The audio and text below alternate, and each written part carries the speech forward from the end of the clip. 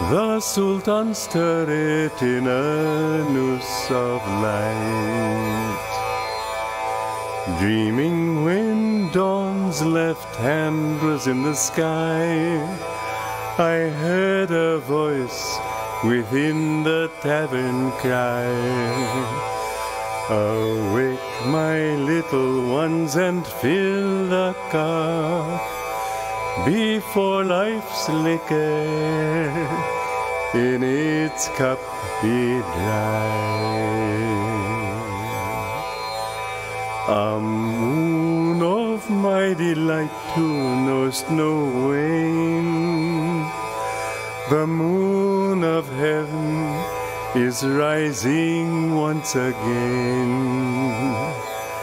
How oft hereafter rising shall she look through this same garden after me in vain.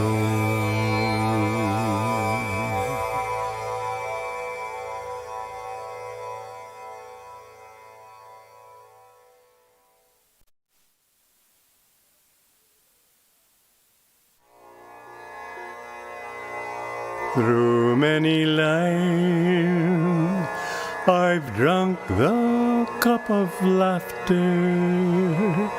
No man could tell the pleasures I have known.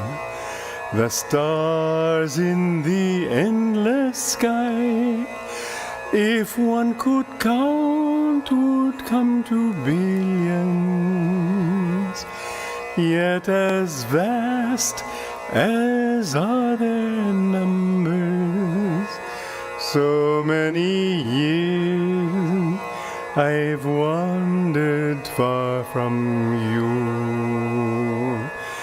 Yet as vast as are their numbers, so many years I've wandered far from you.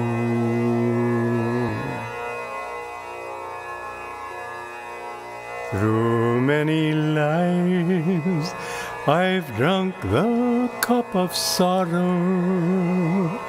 No man could tell the bitter tears I've shed. The drops in the endless sea, if one could count, would come to billions. Yet as vast as are their numbers, so many years I've wandered far from you. Through countless lives I've sought your cup of sweetness, found other cups, yet thirsted evermore. The streams in the hills of time all found their way into a desert. Every noon of bright fulfillment, ere many hours did sink to evening gloom. Every noon of bright fulfillment, ere many hours did sink to evening gloom.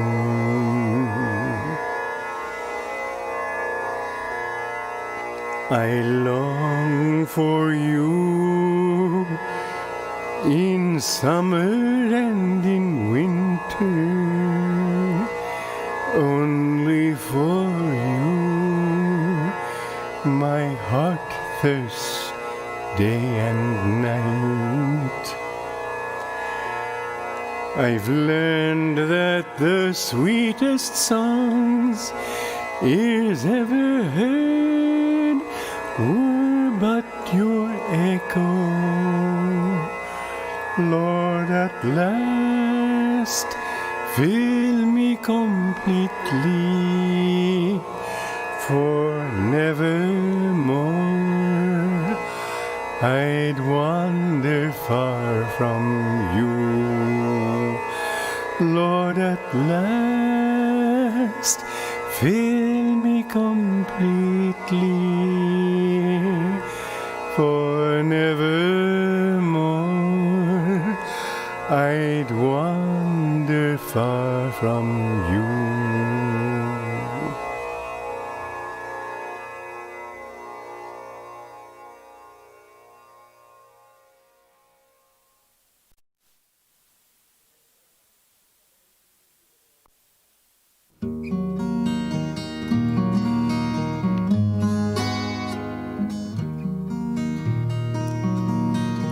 Poor little girl walking in the cold, her clothing all tattered and thin, spied a rich man standing outside a church, outside a church, outside a church. Spied a rich man standing outside a church, the service about to begin.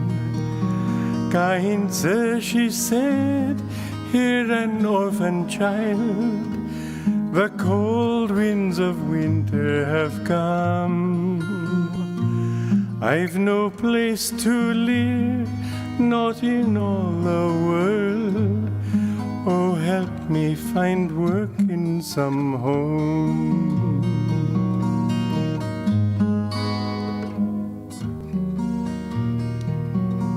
The rich man frowned, don't you hear that hymn?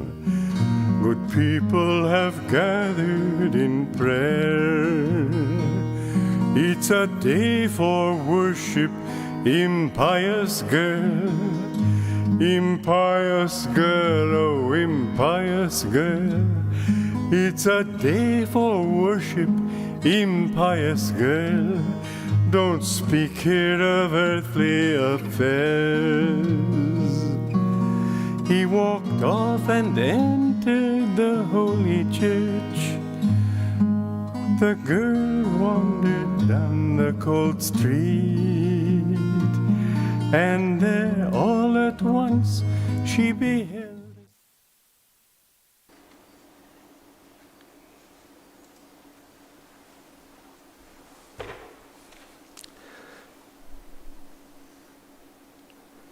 Hello, everybody. Welcome again. We're continuing our International European retreat. And I wanted to make a little correction. I mentioned many wonderful countries. I didn't mention Spain. There's one devotee. I'm sorry, I didn't mention France. I did mention Spain. In France, there's another devotee. She's with us right now, very active. She's a teacher, a qualified Raja Yoga teacher, and she's with us. So welcome, France, as well. Okay, we're going to listen now to Anand, who will be speaking about communities and the power of communities. Enjoy.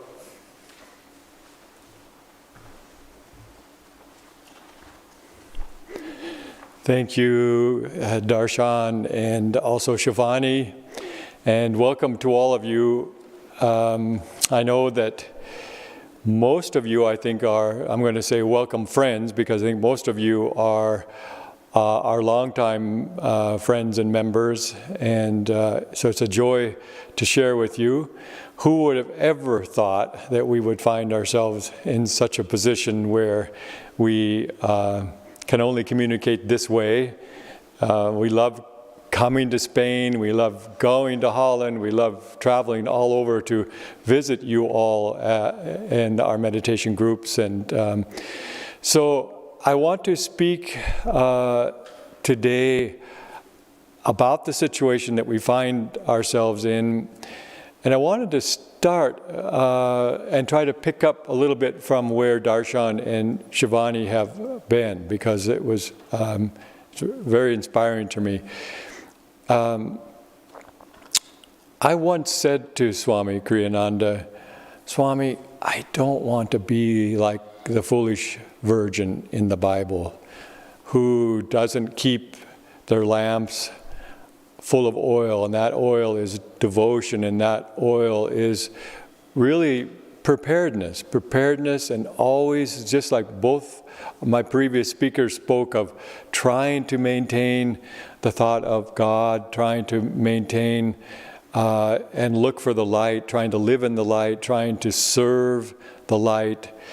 And that is really very difficult to develop if you don't have satsang, if you don't have community.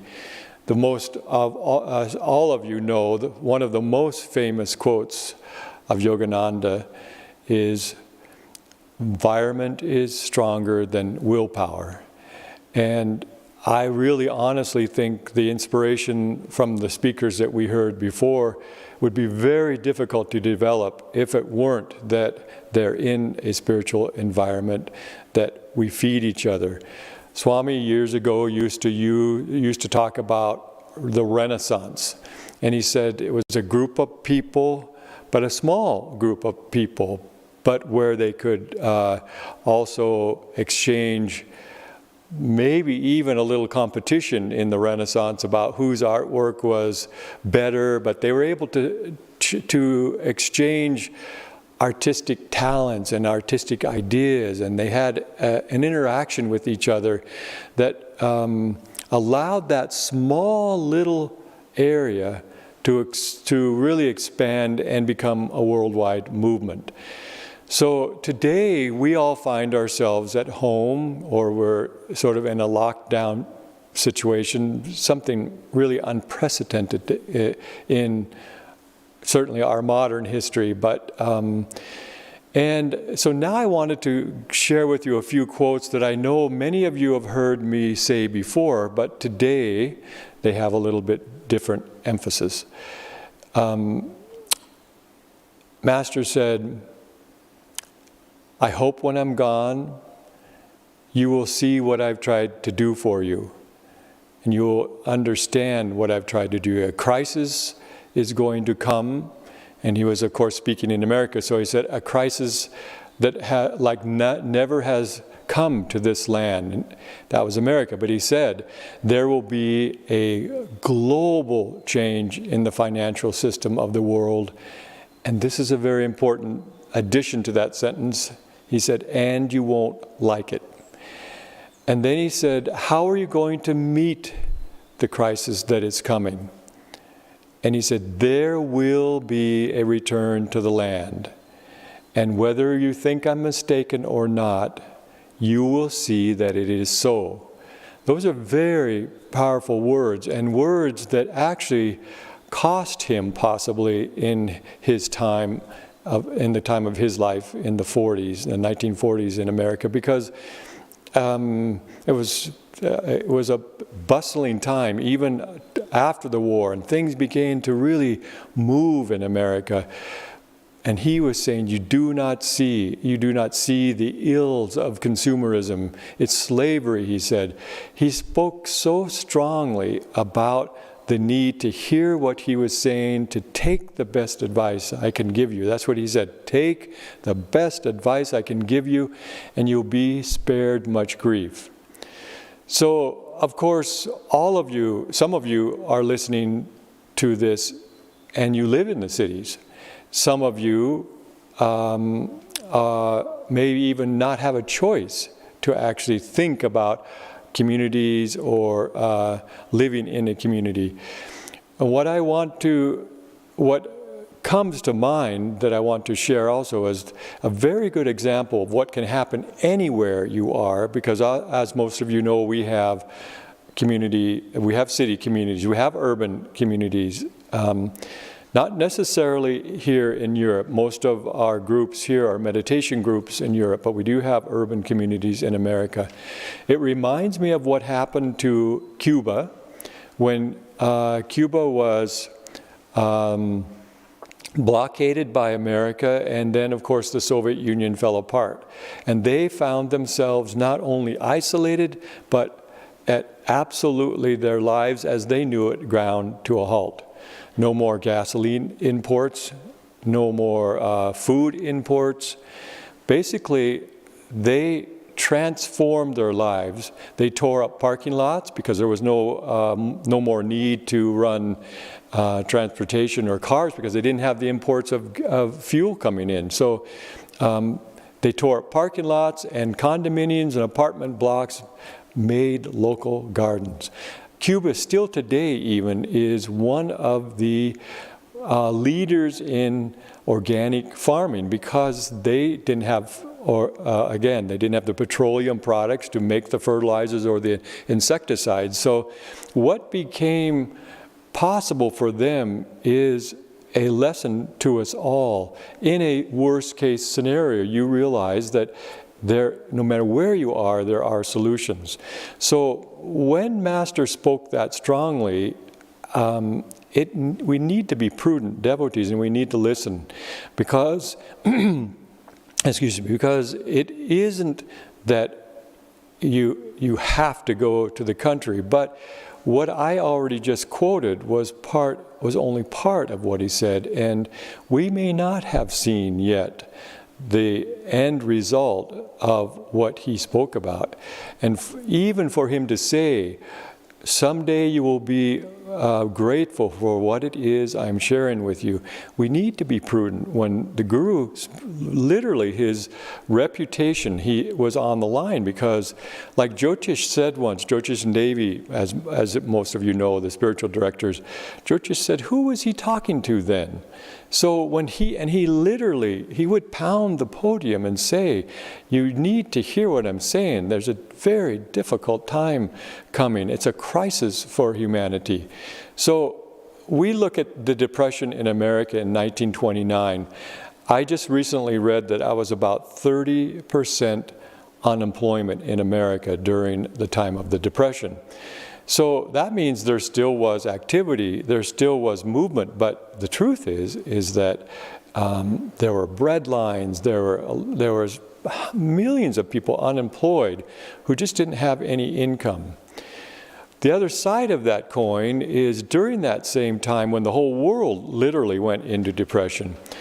Helmut, who many of you know, he lived in an agricultural village in Germany, and he said, we rarely used money. We had different talents within the farming villages, the farming village that I lived in, and so everybody had a farm. Everybody grew or contributed some part to the good of the whole. So we may see that. Now, I know we can talk about what seems like a worst case scenario, or that, well, we're all hoping that May comes and we all begin to move again, and that we all begin to exit out of this whole lockdown and the shutdown. And I pray that that happens. But what you hear from, quote, the financial experts is that the results of this are severe, and it may continue on. So I don't speak this way to cause fear, but we actually have, and we have had the warning since the 1940s, and that's how strong Master was. And that's, you heard Swami, those of you who are old friends and knew Swami, you heard him say it over and over. And now that message is very applicable to what we're seeing around us today. So when I said to Swami, Swami, I just don't want to be like the foolish virgin who doesn't keep my devotion or my readiness for God, for the presence of God, for the light, that's how we at Ananda have picked up that knot. We, to our good fortune, had the ability to develop this community as a community based in finding God. And so that's what I urge you also in this time. For those of you who have the ability to think about going to the land, going, using this idea of community as a way to see us through this difficult time. It is important that you pick it up from the right knot, because that knot is our devotion to God. Our goal is God, not to form another way to live, but actually to find God. You wouldn't hear the inspiring discourses we heard. You wouldn't have the inspiration from Shivani and Darshan if it wasn't that environment is stronger than willpower. And together, I have just seen, it's one of the most rewarding places I could think to live in today, is to see what's happening with the people here who are growing and developing. And you see it in everybody's eyes, you see it in their examples, that slowly, slowly, you see the light shine. You begin to see the light being born. I'm not saying it's easy. People have said to many of us here, oh, well, you live in a spiritual community. Doesn't mean at all that you don't have your tests. And many of you who know Ananda know what we've been through to have developed and have to arrive where we're at today. So it isn't easy. It doesn't mean it's easy. And on the other side of the coin, I'm going to say it's the most rewarding and wonderful lifestyle I could have ever chosen to live in. So, but part of that again, see, is that we picked it up from the right knot. We picked it up from the right way, and that has to be your inner search. It has to be your desire to open the spiritual eye, to go inside, to perceive the light, to feel God's presence in everything and in everybody. So it's very important that we choose how we open back up. It's very important for us also to decide, I have a choice in my life. We're not as bound as we think we are about how to move through this.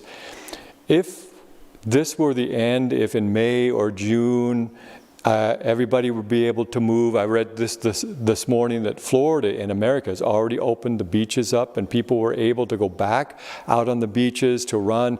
The governor of Florida said you need to exercise, but go out, exercise, and go home.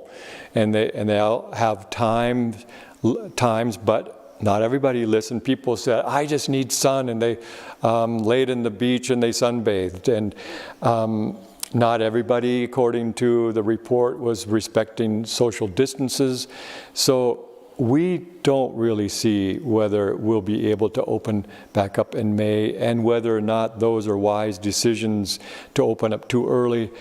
But the truth is that when we can open up, we have choices to make. And it's very important that we decide what we want to do with our life. All of you, I don't need to tell you, all of us have seen how nature is coming back alive. You see reports everywhere of how nature's coming back. If we decide we're going to just return to the life that we've been living, we haven't learned anything from this. I honestly believe that what we're seeing with the virus was the greatest gift of God and the Masters that we possibly could have received, because it caused everybody to stop and look at their lives, stop and reflect. What am I doing? I honestly thought that this period of time would be where I would be at home, sitting in the Chase Lounge, baking in the sun, and having all this time. We've actually been busier than I've ever been, but that's also because of the knot we pick it up from. To us, it's important. You're important. You're our meditation groups. You're our spiritual family. So we've tried to just flood you all who are in your apartments and who in your homes to try to give you inspiration and share our meditations and share our classes. But honestly, I want to emphasize this. The reports we hear from our friends and members in northern Italy or in the cities, it's trauma. it's not easy. We have room here. We can take a walk. Even if you're supposed to stay 300 meters from your house, the sun is out, there's nobody around. We're in rural Italy. And I know that it's not possible for everybody to move to the city, but I do want to emphasize that you can do just as Swami said right here. Somebody said, "But Swami, are you telling me that I should just quit my job and move from Rome?" And Swami said, "No, I know that's not possible. I know that's not a legitimate request, but you can begin to go with like-minded friends. You can begin to go to the land. You might have Uncle Lorenzo or somebody who has their farm, or if you don't have a relative who has a farm, a group of you buy a little piece of property, go out there, do retreats on that property on the weekends, have meditations together, begin to grow a communal garden." But all of these things Master emphasized, but not just emphasized. He was forceful. Swami said, had you heard him, especially toward the end of his life, he said, you would know that there was an importance that he was trying to give to us, to share with us, that we need to listen to what he's trying to give us. And that was a very powerful message, Swami said. So I want to just ask you to play through a little scenario with me. If I take a worst case scenario, and then we can back up from that worst case scenario and see if it's applicable. But what if we had, like I think it was called the editing event, or anyway, in 1859, a huge solar flare from the sun. It lit up, literally, the aurora borealis was so bright that even in America, in Yellowstone Park, campers got up in the early morning because they thought it was light already. It sent a magnetic wave through the telegraph, because that's the only way we communicated at the time, through the telegraph system, caught telegraph offices on fire, even though they lifted their cables from the battery and from the electricity systems. The magnetic pulse caused current to flow down and burn up many of those telegraph offices. Scientists will tell you today, if we have such a thing again, and it did happen already, if we were to have such a thing today, the electrical grid throughout the world would go down, and it wouldn't just be weeks to come back up. There are scientists who have actually petitioned Congress in America to try to stockpile all the individual transformers you see on all the electrical poles, because everybody in the world, their electricity is delivered on high voltage, and then it's transformed down to the individual homes. If that happened today, it would be years that the world wouldn't have electricity. So that's just one scenario, but let's play with a few others, because then we're going to think about what that life would be like. Also, we've known from geologists in history that there have been times where meteorites or major celestial collisions have happened on Earth.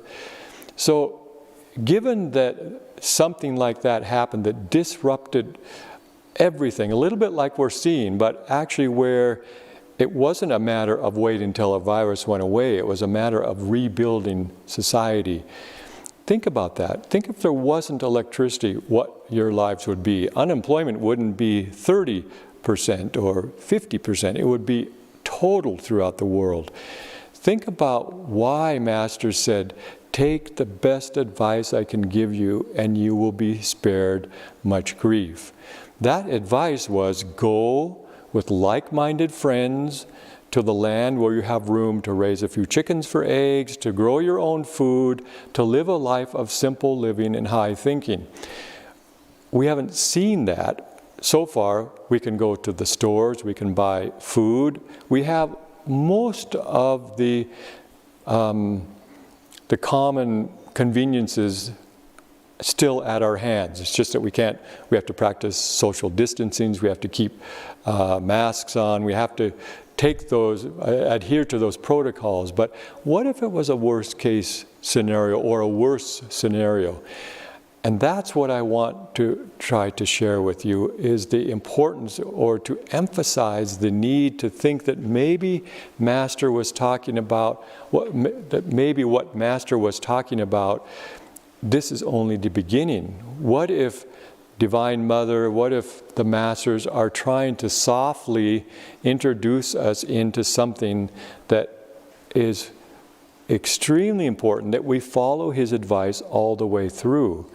And that advice was, go to the land where you have like-minded friends and where you can cooperate. Master said these communities cannot happen without harmony, without brotherhood and cooperation.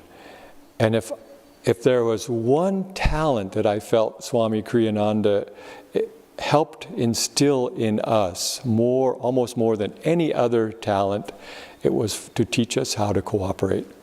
We are harmonious. He said to me once, before he left his body, I had no idea that these colonies, these communities could be so harmonious.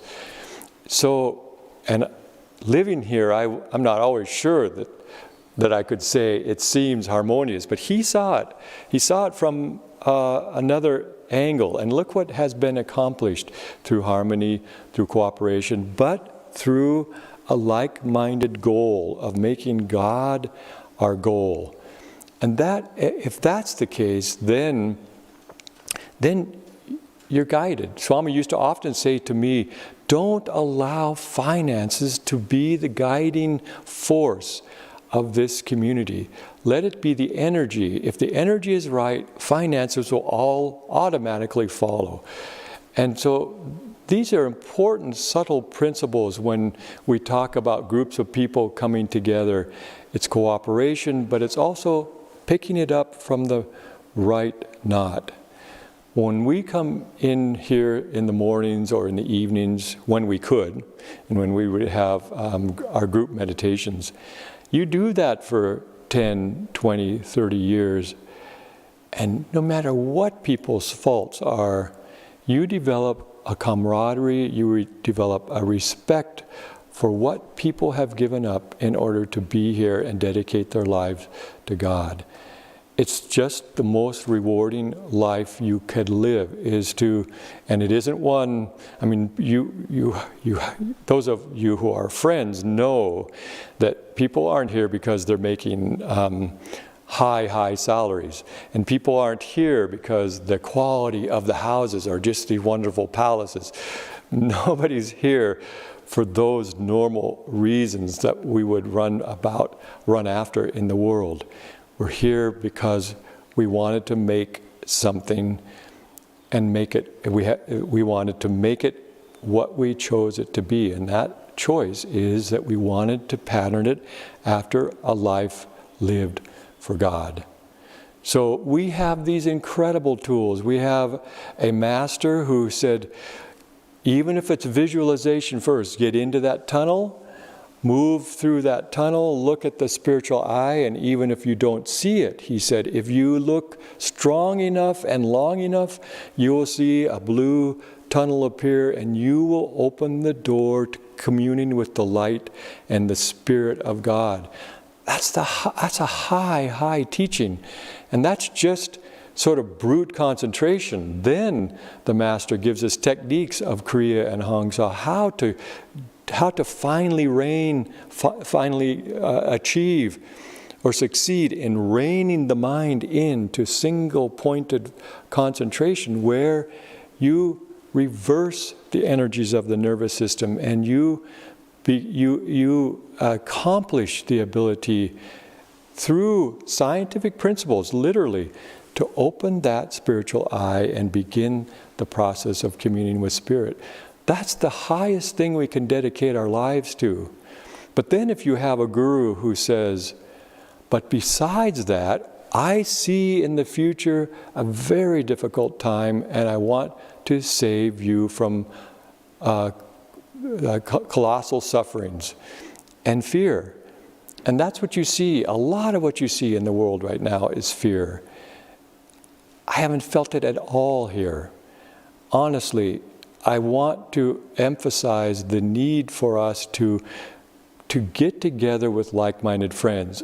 I'm glad I'm speaking to meditation groups, and I'm glad I'm speaking to mostly friends who know and have already a network of friends that are devotees. But you're not alone. And even though we need to be alone, just like Darshan said, there's a point where we need to practice our solitary path, our solitary communion. Nobody else in this community can do it for me. I'm the one that has to open that window. But it's much more difficult if the environment is strong, if the bad environment is strong. So like I said in the beginning, environment is stronger than willpower, and if you want to accomplish success on the spiritual path, you have to begin to realize the importance of surrounding yourself with friends and with people who are dedicated to this path. So I really ask you, think about what Master gave us, because I believe only what I've shared with you so far was only the beginning of the message. There's a lot I don't have time to share, but he was very adamant with his message that, and it wasn't for those people in the 40s. Again, I want to emphasize that. When Jyotish said, where are all those people he was talking to? But he said it specifically, my words are in the ether. He was speaking about to people who was going to, or his people, his devotees who would come to him in the future. My words are in the ether, and they shall move the West. He said, go out there and start these world brotherhood colonies, because it is these points of light. It's like Shivani said, where if the light is dispersed, then it doesn't have the same power. But if it's concentrated, then you begin to affect the changes that the world needs. It isn't that God or the masters have asked us to raise the consciousness of the world. It is very much like we hear every time we've taken a flight. Put your own mask on first and then help the others. Well, we need our own dedication, our own devotion. We need to develop the ability to go inside, to call on God unceasingly until we begin to gain God's response, until we begin to feel the light, until we begin to calm the mind. Remember that wonderful story where Sri Yukteswar was a little bit upset with Babaji because Sri Yukteswar ran home to get him sweetmeats, candies, or something to present to him, and when he came back, Babaji was gone. Babaji and his little band were gone. So the next time that Sri Yukteswar is visiting Lahiri, his guru, Babaji's right there in the door. Sri Yukteswar strides through. There's Babaji standing. He goes right up to his guru. Lahiri, his jaw dropped like this. He goes, aren't you going to even salute Babaji? And Sri Yukteswar goes, I'm upset with him. And Babaji started to laugh. And he said, well, you've literally banished me into the ether by your frenetic energy. But then this is what he said, and I've always appreciated. He said, go, meditate more. Your gaze is not yet faultless. Your gaze is not yet faultless. And that's what we're trying to pick up here as the highest knot, is to support each other, support Darshan, support Shivani, support Kirtani, support Jayadev, Helmut, Mighty, all of our spiritual family in becoming the best devotees that they can. That is what living in community, what makes it so beautiful. But we have the added blessing, and that's what I really want to emphasize today. Most of you are our spiritual family, and you know that this is how we pick up the knot. But the other side of this is very applicable today, that we see where Master said, take the best advice. It's a very difficult crisis, and you will see changes in the world, in the financial world especially, that you have never seen. You can't even, he said, you can't even imagine it now, and you won't like it. And he gave the solution. So I encourage you all, please, try to heed the words of the Master. We have groups here in Italy. In fact, this next week, we're going to try to connect. We'll find a time with those who have already actually have land in groups, who have already started to seed this idea of world brotherhood colonies. But so I want to just emphasize, though, some of you might think, okay, but what if in May and June we actually can move? And what if none of this turns out to be as serious as we think? Then we're back to square one. That's the way we were able to grow these communities. Swami took and created the first Ananda village at a time where things were relatively stable. We had a Vietnam War, but relatively speaking, the world's been stable. So we were able to create the community by picking it up from the right knot, not because we were forced to the land, but because we came together after the common goal of wanting God. And so even if, perchance, the things that Master talked about, if those events were mitigated somehow by God or the Guru's blessing, and this was the most serious that it is, then we've actually escaped in relatively good, in a good manner. But I'm not sure that that's what we're going to see. Most of the forecasters are for an economic period that is very difficult ahead of us.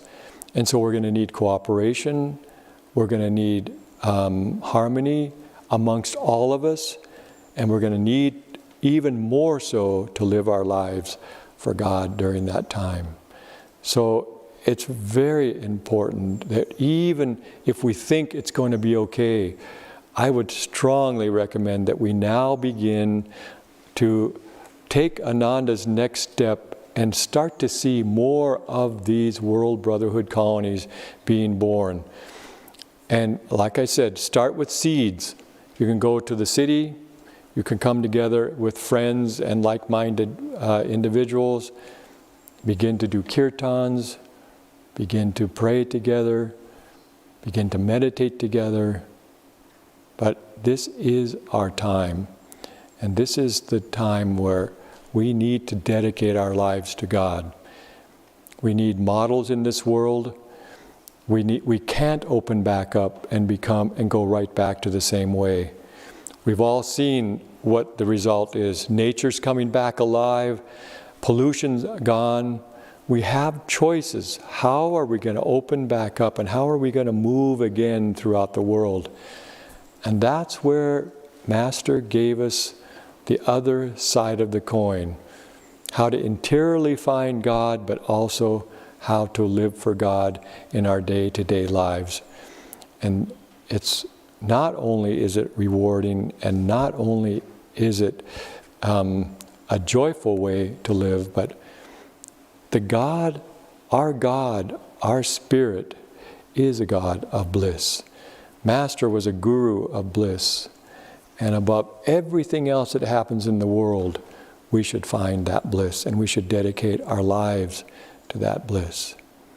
And so for that, I ask Master's blessing, and I will offer to you that we are with you, and I invite you to write me, Anand at ananda.it. if you're ready to begin, Ananda wants to begin to help. And there are very basic things you want to do first. You need to start to think about where, like Master said, move outside of the city where taxes are low, where you have room to grow your own food. But in Italy, it's nice because you can find these villas out in the countryside that you can begin with a group of people.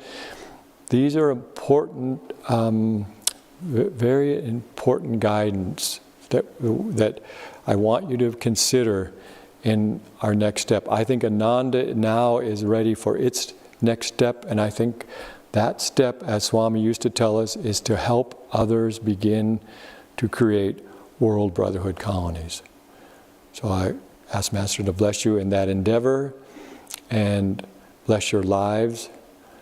Open your lives to the light. And God bless you all.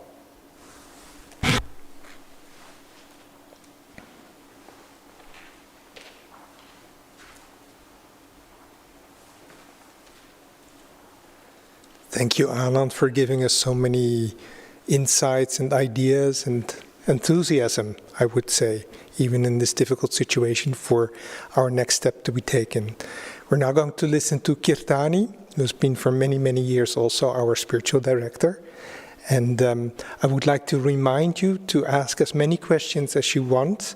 There will be time for us to answer them. So be with us.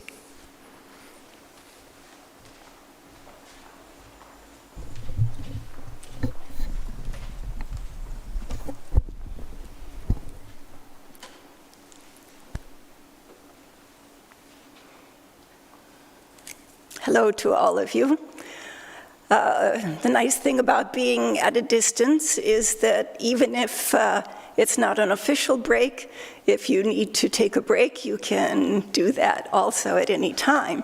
I also think it would be a good idea that we just inhale, tense, and exhale to feel the energy that we've heard so much about this morning. So let's take a double inhalation. Tense the whole body from the feet up to the top of the head. Exhale and relax. Once more. Tense, filling the whole body with light and energy. Exhale and relax. And once again.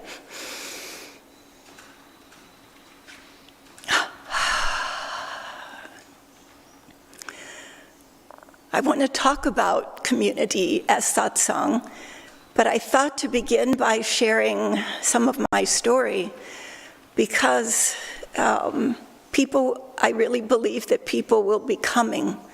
They'll be coming to Ananda here, they'll be coming to Ananda where you are. They will be coming where there is energy and magnetism for change.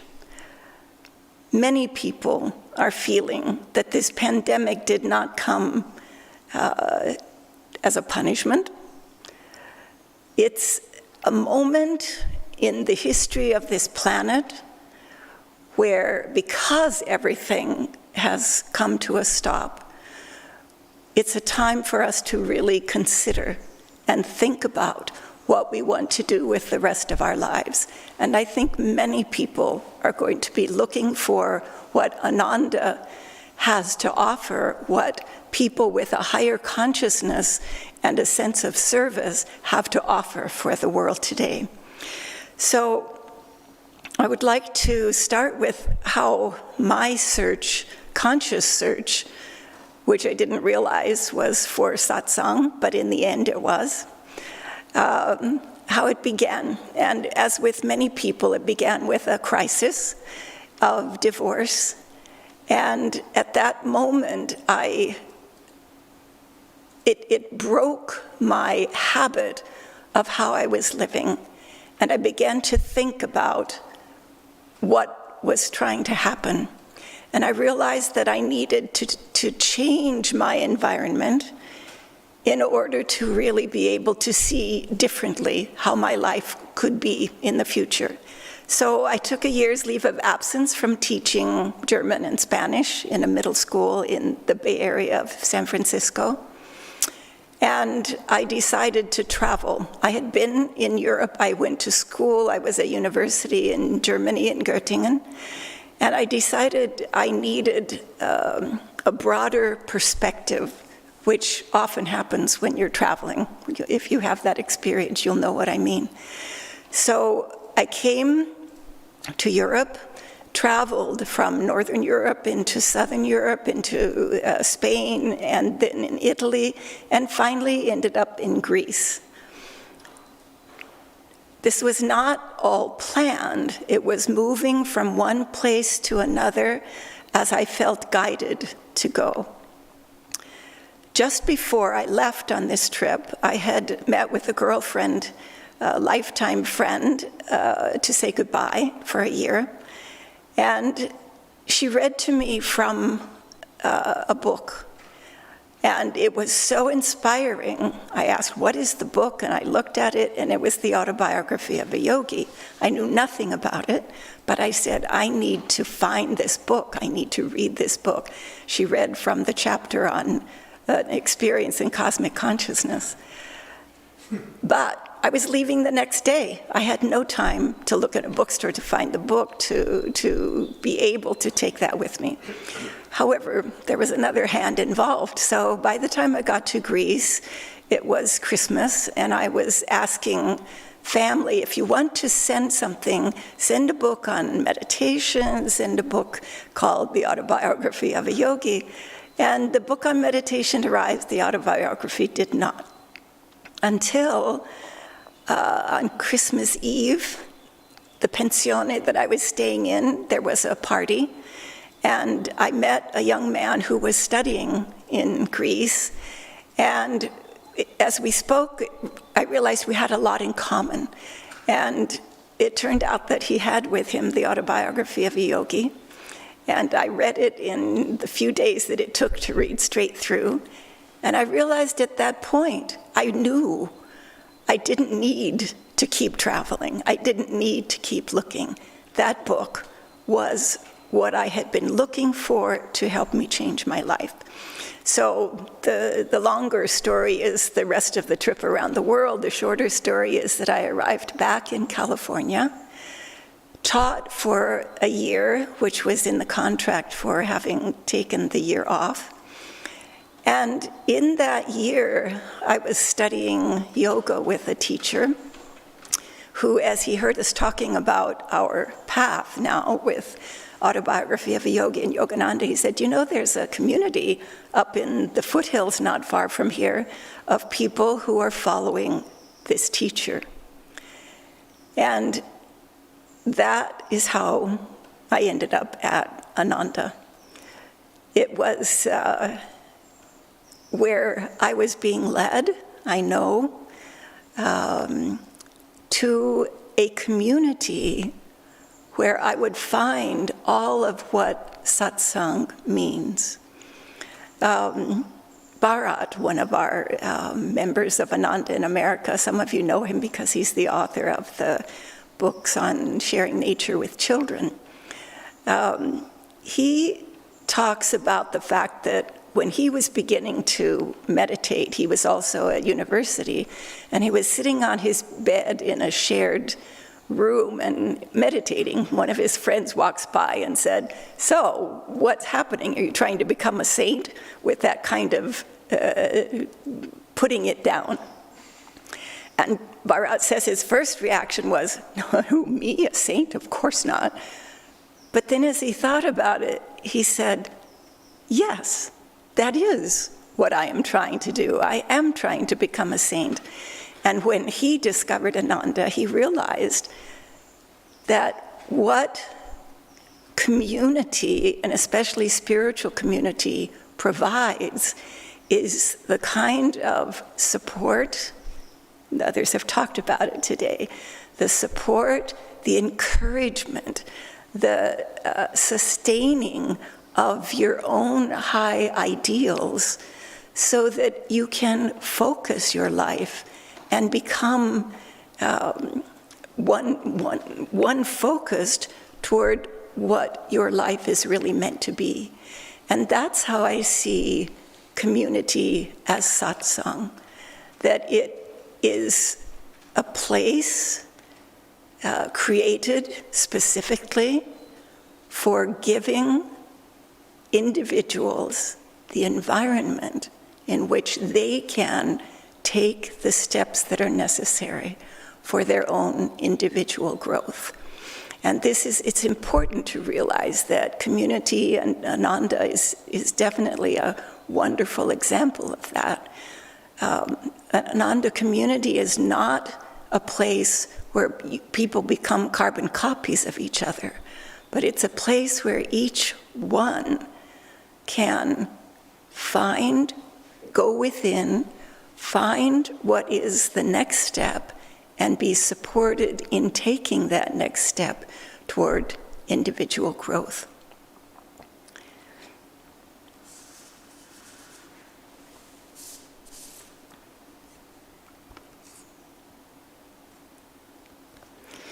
So we know then that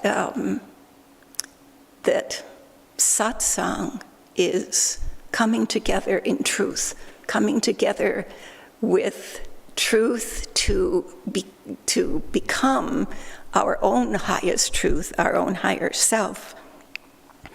And one of the things that happens with community is that, of course, we can have satsang on our own, because, as Darshan pointed out, our satsang is with God or with the Guru, and that is an important aspect of satsang.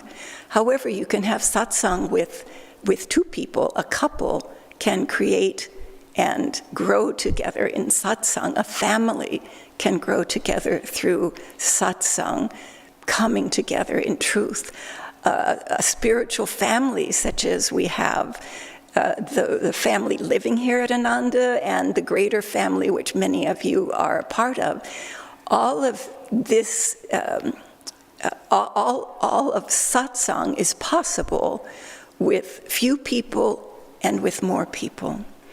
The advantage that I have found and that I see with living together in community and the satsang that provides is that you are in daily contact with others and you mirror to each other the things that we are that need to change, and you mirror to each other the things that we are that are already light and love and the highest qualities that are in us. And that mirroring is a very, very important part of community. It's where we get the opportunity to have a checkup on our own self and our own growth. When you live alone, you can develop all kinds of habits, some good, some not so good, and they aren't so easy to see. Whereas if you're living in a community, you have a lot of opportunity for those habits to be reflected back to you. And I know Mahia will be talking more tomorrow about relationships in community. What we can be for each other and what you all can also be for each other is what Shivani was talking about of, yes, perhaps there are moments where you have to have reflected back to you the things that are not going well within you, the things that are not helping you, the things that are your negative traits. And it's important for us to be able to recognize those things, to be able to not just shove them down, but to see ourselves as we really are. However, the other aspect of these mirror reflections is to help us see what we can do about it that is positive, that is not just getting depressed in these negative states, that is not just dwelling on those aspects of us that are not positive, but the reflections back from others help us to see what is possible and what we can try in order to change what we don't want to stay in. So I see community as satsang that provides the mirror reflection of where change needs to happen, and also the mirror reflection of inspiration and encouragement for how you go about doing that. One of the other things that I have found in being at Ananda is that, for instance, just the example of, we have a lot of meetings together. And I remember going to one of my first meetings in the village at Ananda, and it was about a fairly divisive issue. And I saw what happened there. And the people who were a part of Ananda village in America, people were sharing their ideas, their thoughts, their aspirations, their creativity about resolving this difficulty. And everyone had an opinion, everyone had their own idea about how that should happen. But what I found was that there was not an attachment to my ideas. I am the one with the answer for this problem. There was an open sharing and listening to what possible solutions there might be. And this not being attached to one's own way or one's own idea is a very important part of community as satsang, because you can't live together with other people and not have differences. People are unique. Every person is unique. And unless you have a dictatorship, which Ananda World Brotherhood colonies are not, you will not have agreement at all times. And so again, we have an opportunity to learn, yes, to feel free to share our thoughts, our ideas, our creativity. At the same time, to be very open to hearing what others have to say, because community is like the facets of a gemstone, of a diamond. There are many, and all make up the whole. And if you come together and you share, and you're open to hearing and listening to others, and then you ask the ultimate question at Ananda, which is, what is trying to happen here? Not what do I think, what is my solution, or the other people saying the same, but let's open to the divine guidance of what is trying to happen. And together, as a group, come to a common understanding. Now, sometimes that means you don't make a decision in the first meeting. Sometimes it takes time for that clarity to come. The advantage of having a group with whom you can discuss things is that you will see that often it's not even necessarily the leaders of a meditation group or a community who have the right place to focus for a particular solution. It can come, as Swami used to say, we should listen to the newest member to come, because you never know who God or Guru is going to come through to give the guidance that Shivani was talking about, the ability to share the light in that moment.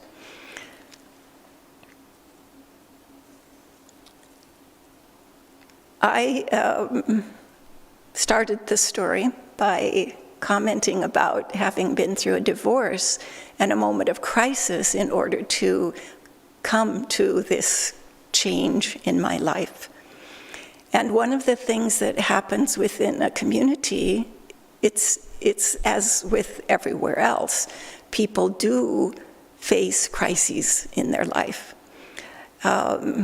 Even at Ananda, we have people who come together, man and woman in a relationship, in a marriage, and then it doesn't work, and they don't stay together, and they separate. And one of the things that we have learned, and it's a part of how community is satsang, is that we don't allow that to create division. We don't allow that to become something where the part of the community supports one person, part of the community supports another person. Because living in community and living in satsang, in truth, the truth is that no one ever has to be the loser. It isn't a situation where one person wins, the other person loses. In every situation that comes up with satsang in community, there is the possibility that everyone involved becomes a winner, because everyone involved is helped to come to an understanding of why that situation came up. If I hadn't gone through a divorce, I would not be here right now. If we don't experience those crises in our lives and have the opportunity to learn the lessons that come from those crises and grow through those lessons toward truth, toward an experience of what is truth, we don't grow, we stagnate. And to be very truthful, I think that is why this pandemic has arrived in the whole world. Because the world has come to a point where something really basic, structurally, needs to change. I'm not going to stand here and tell the world what that is. What I would say is that every one of us needs to think about that moment when things are going to open back up.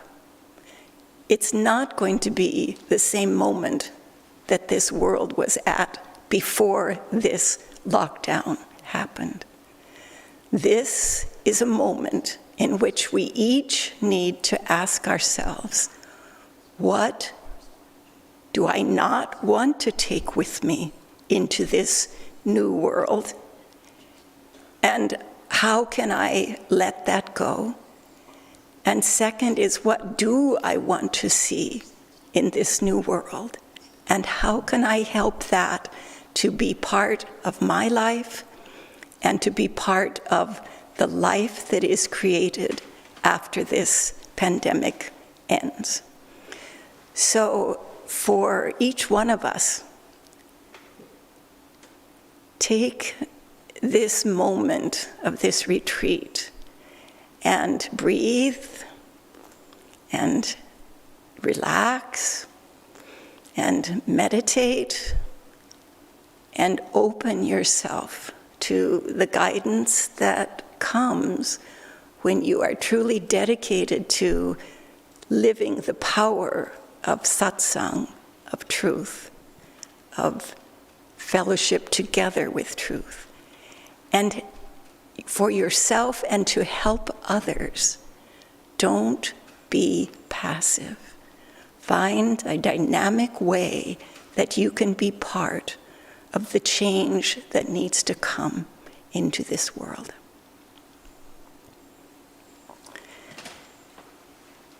So now we will open, I'll let Darshan come up and moderate this, but we will open up to questions.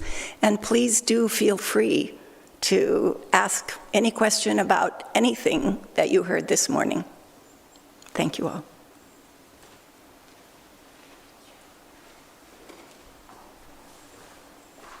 I'd like to thank all the speakers this morning, Anand, Shivani, Kirtani, for sharing inspiration based on so many years of living this life.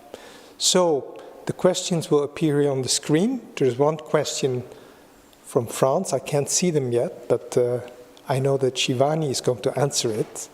Just a second. I'll say what the question All right.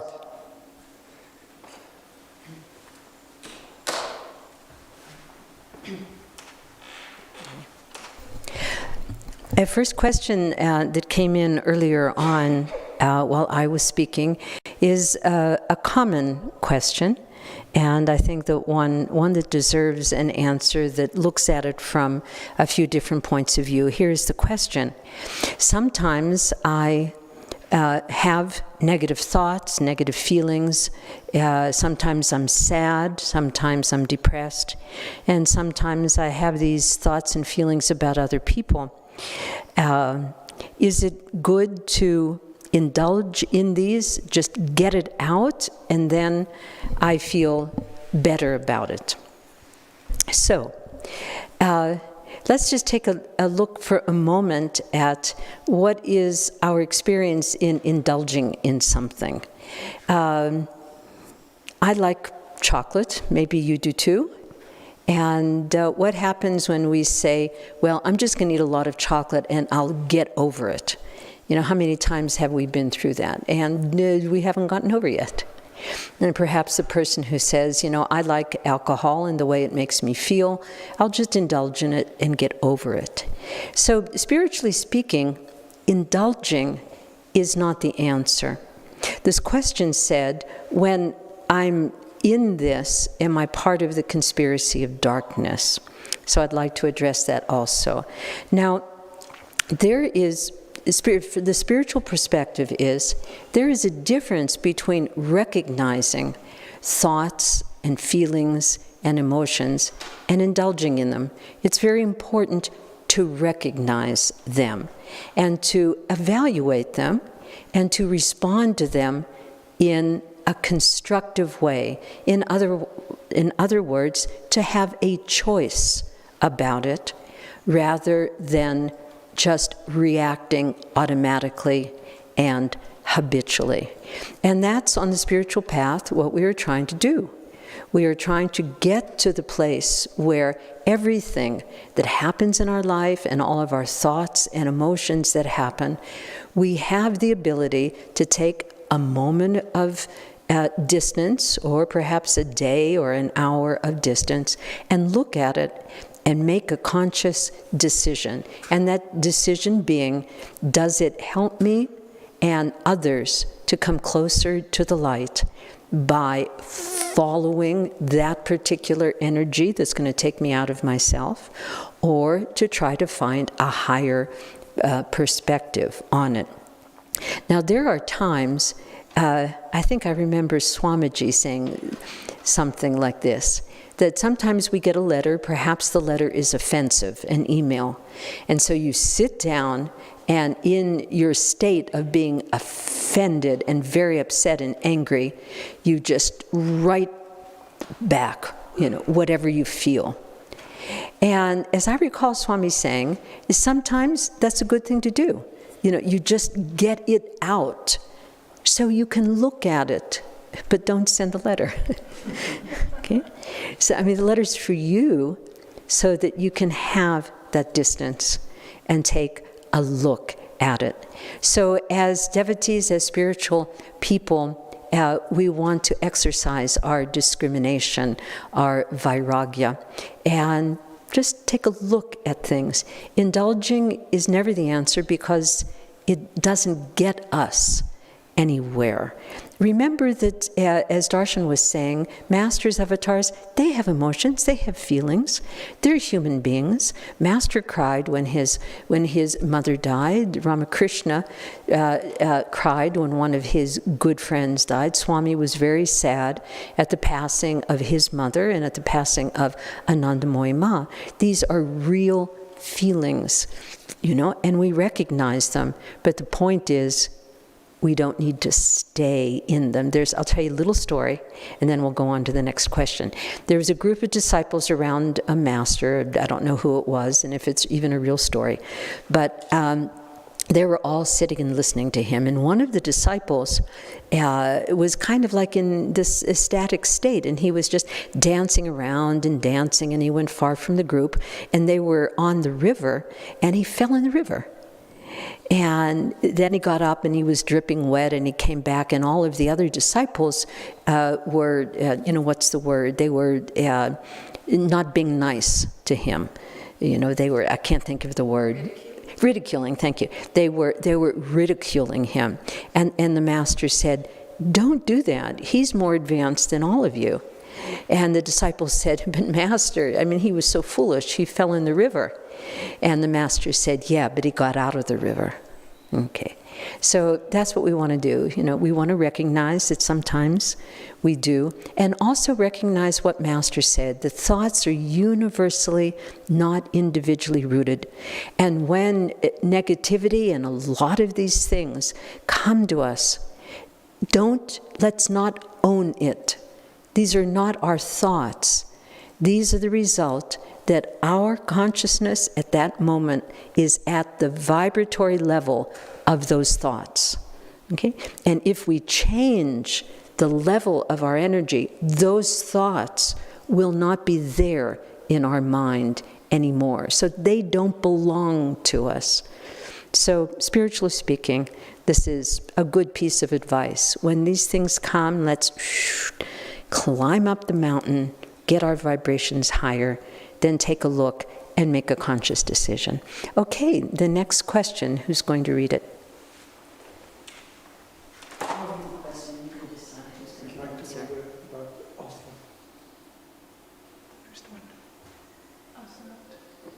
Which one here?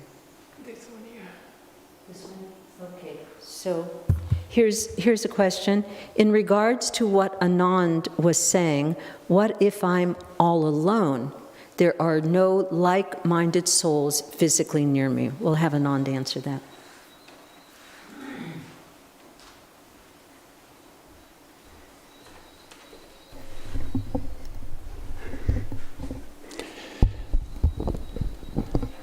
Find them. No, I know that I don't mean to belittle the question, but we have choices. And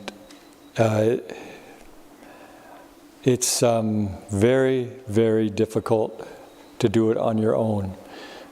So there are tools, we have tons of tools. I was just thinking what Shivani just said.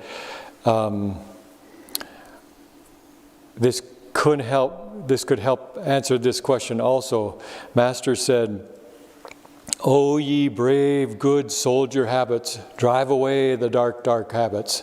Drive away the dark, dark habits." So in a way, when we feel like we're stuck in a place where we can't get out of, or whether we resolve to change and we still eat the chocolate even though our resolution is good. We have affirmation. There's a lot you can do when you're by yourself to just create the mindset. But what I would encourage you to do if you're by yourself is, I really think it's extremely important to try to begin to set the mindset of what it is that you want to move toward. It's like Master said, the universe is like a mirror, and what thoughts we put out, they mirror back to us. So it's all about how we program our minds. If I'm not saying you're saying this, but if we say, "Oh, I'm so tired of being alone," then the universe continues to mirror back that experience. And so I would like to really see you begin to say, "Okay, I see myself, I feel myself with spiritual family, in spiritual satsang." You do have options, obviously. If you really can't change your environment right now and you're alone, you do have the option to tune in virtually the way you are right now. And this is going to become more of a common thing rather than less of a common thing. So you do have a virtual family. But it does concern me, unless you're in a place where if it becomes economically difficult, can you grow your own food? I mean, really, what our needs are simple. Master used to say, you need food and you need a roof over your head. And in California, he didn't even care if you had a roof over your head, but he said you do need food. She's in Israel, okay. So, yeah, you're in a land of plenty. So, but still, if you're in it, see, a lot depends on what your situation is. If you're alone, but you're in the countryside, you can farm yourself, you can put things up. But if you're in the city, then I encourage you, find like-minded souls, and you'll draw them. If your magnetism is strong, you will draw those other people to you. It's a unique thing, I would say, in this time right now that I wouldn't normally say, but I don't think it's the time to be by yourself riding through the results of what I think are happening. I think it's a very important time to start to find like-minded friends. What Master really did was, he calls them World Brotherhood colonies. What they really are is it's the modern ashram or monastery, where, like Master said in California, where, Governor, I hope you'll take this idea of colonies where we can have job, church, house, school, and spiritual freedom in the same place. And it's the wave of the future. It really is something where if we're going to make a change of consciousness in the world, if we're going to raise the consciousness of the world, it's time to begin to think, how can we change? How can we begin to environmentally cooperate with nature? How can we begin to think and raise our consciousness? And unless you're a very, very unique individual and you have the power and the mental strength and the good karma to not need any other influence, and that you can meditate and that you can evolve on the spiritual path without help, then you're okay. You could probably live it out. But as we saw in this time in North Italy, it's been an extremely difficult thing to be alone and be in the city. And not only have people expressed their loneliness, but their frustration at an inability to move about and be free. This, of course, we're talking about lockdown, but you can feel the same sense of isolation when you live by yourself. So do the affirmations, use the spiritual techniques you have, but also it's important in this time to try to seek spiritual friends. Tani, do you want to add to that? I just wanted to add that when we're feeling alone, I think that's the time to give whatever you can give. It's often we're thinking about ourselves because we're feeling that aloneness, and everybody in the pandemic many people are feeling alone. But find ways that you can give to others.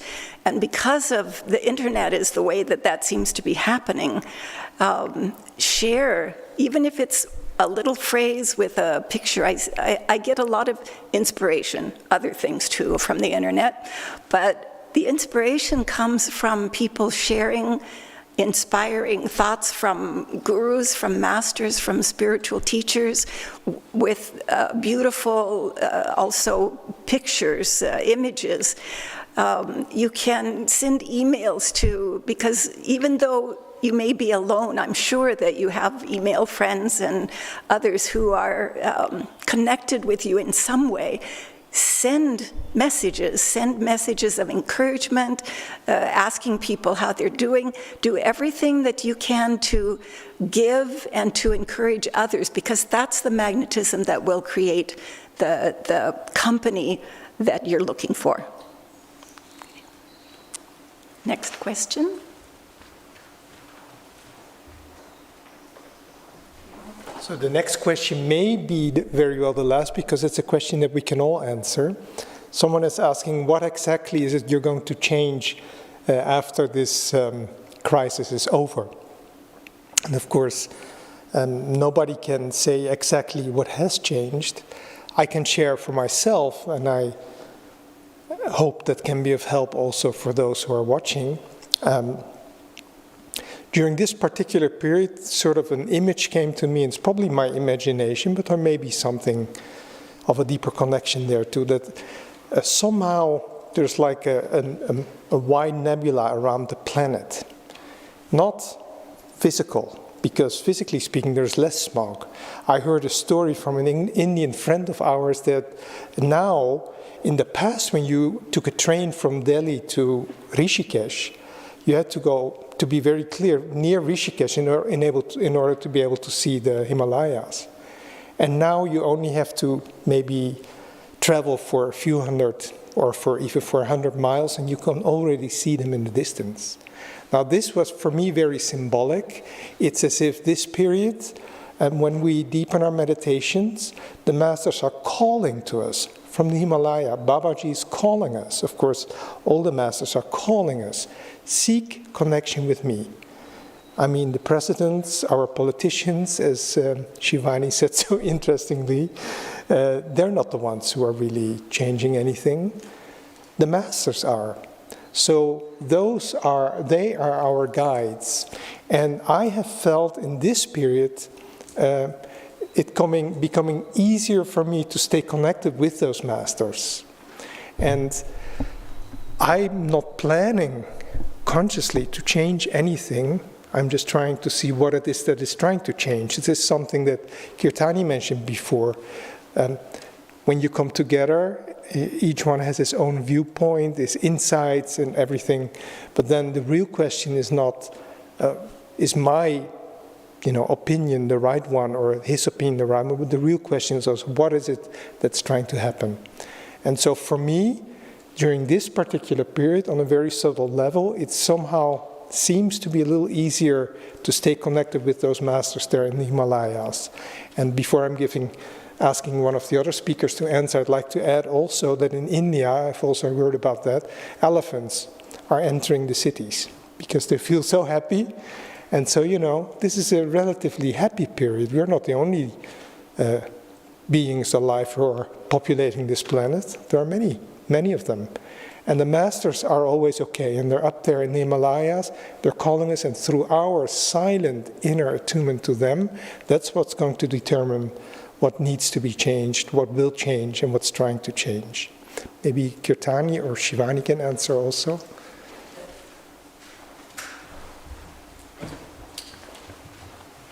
I can say mine very briefly. One is not so much a change as it is simply wanting to deepen. I know that part of the lesson of the pandemic is to deepen our attunement with the teachers, the guru, and with God. And that's something that I really want to do. The other is to help with the training that needs to happen if people are going to be able to go forward to the land, we like to say, rather than back to the land, because it's a step forward to becoming self-sufficient and able to create for a few people or for more people an environment in which they can live simply and with high ideals.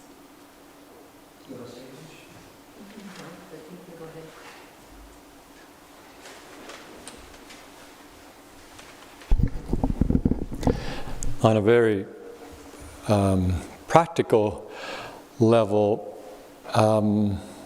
I think we can all see there's a lot that does need to change. I hope in these next weeks ahead of us that we'll be able to share an interview with us here at Ananda and Vandana Shiva. And for those of you who don't know her, she's an environmental activist. And she said, there's only one solution to the crisis that's happening. And so if you think about what needs to change, we're seeing obviously some of that, how nature is rebounding. But the other side of the coin is that the whole aspect of consumerism puts a tremendous strain on the environment that we just cannot continue. It just simply will not sustain it. So what Vandana Shiva said to me when I met her was that she said, what you're doing, what I'm trying to produce in India, in Dehradun, is the model communities where we begin to create a sustainable way of living. And that has to change. Well, it's true it isn't enough. If we don't get a change of consciousness, then none of what we do is really going to help. If there's always selfishness or greed, but on a very practical level, it is not necessary for 100 people to have 100 refrigerators and 100 people to have 100 automobiles. The economy, the environment simply does not and will not sustain such a thing. So we need to rethink everything. We need to think about cooperative communities. I've always been intrigued that Swami chose that name. Intentional cooperative communities. And part of that is that we begin to ease the burden on the environment that we're living in, because we can. We have a very large degree of sharing and cooperation that happens when you create a community like this. And as Vandana said, it is the only solution. If you look at energy models that are broken, if you look at transportation models that are broken, every one of our modern models of consumerism is broken, and it's broken because it doesn't sustain a healthy environment. So on a very practical lesson level, I hope that helps.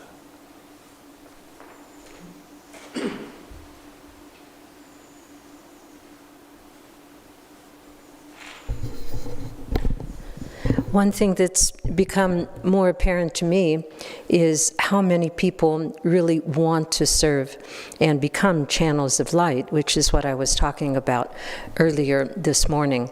And so I feel that at least in the future of our community here and probably all around the world of Ananda, we want to be making much more available online for people to be able to be trained in their own spiritual life, in their meditation and so forth, that people will be able to arrive to Kriya Yoga and not need to come to some physical place in order to do that, and that people who want to share these teachings will be able to have their training also at home, because the world needs all of us. It needs many, many, many people like us to channel the light. On a personal level, I'll just add how much more I realize that time is precious and that it's important to focus on the real priorities in my life. And that's what I'm trying to do with this, by making these trainings, personal and teacher trainings, available. And also, I hope, through writing and being able to share some of what I've been able to understand in my life with others. So I think we have time for another question.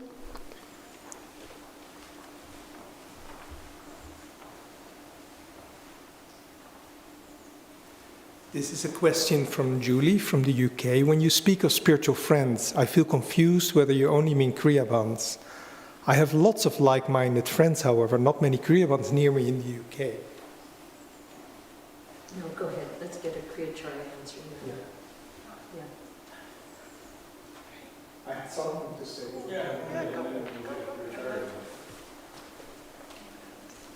So, very important, when we've been speaking about satsang all morning, but the most important thing is that we focus on being satsang.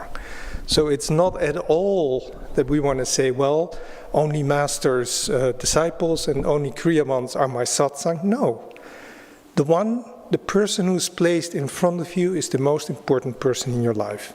And you want to focus on that person and give that person, be a channel of light, not from your ego, but open up through your own Kriya practice, open up through divine guidance and light, and try to be a blessing for whoever it is that is placed in front of you, or whoever it is that you work with, at your job, your family. Everybody is important. So we do not, and then if you are loyal in that sense, that you try to be a channel for every person that comes into your life, then somehow through divine law you will attract also those people who can help you in your own Kriya practice. And maybe Kirtani can also answer this question. Okay. One more question? Yeah, go. Okay. So this is from Hannah from Slovenia, who lives in Italy. If I'm not mistaken, Swamiji said that we should be careful when we pray for someone we don't open ourselves up to their more powerful negative magnetism. How do we gauge who we pray for? Could you repeat that again? Yes. If you show it to me, dear. Okay, I just want the question. So when we pray for other people, is there any danger that we are taking on their negative energy? And okay. how do we prevent that from happening? All right. So let's remember that when we're praying, what we're doing is opening ourselves up to God and to His energy. Okay? And that energy is intelligent and it knows what to do. It's important, Master says, that a person has requested help, through prayer. And that's very important. And when we're creating a double channel. We're creating a channel between God's infinite healing power, His compassion and grace, letting that flow through, and then connecting with the other person, but the other person on his soul level. Okay? And in that way, we're not in any danger at all, because the power that's flowing to us, through us, and to the higher aspect, to the soul of the other person, then does not absorb the negativity. When we pray, it's good to keep an image in our mind of the other person in his highest self, already healed, perfect, harmonious, and so forth. So if we do it in this way, then there's no danger at all. So I'd like to ask Darshan now to conclude our session.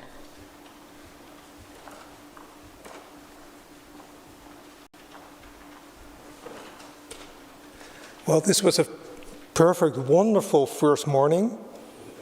I think the camera. Yeah, but also the camera, I think. Otherwise, you see my heart. But this was a wonderful first morning. Keep asking questions, because we will be here together tomorrow with the key speakers, Mahi and Arudra. And also, tonight we will have the theater. Remember, you have to go on the Facebook live channel in order to follow that. We will do a short story by Woodhouse, P.G. Woodhouse, and I'll try to put the link at least on the YouTube, on the WhatsApp group, and see if you can read it on forehand so you can enjoy it a little bit more. In any case, it's great fun. Laughter is great medicine. Laughter, as Kirtani says, is a great medicine in any case. One more thing, I can tell you that tomorrow, but there are lots of online courses in English that we're planning to do, not just for you who are already acquainted with these teachings, but maybe you want to share with other people. And you just go on the ananda.it website and you go to English and you see the English spoken courses online that we have planned. So I wish you bon appetit for your lunch, and looking forward to seeing you again tonight and tomorrow. Thank you all. Jai Guru.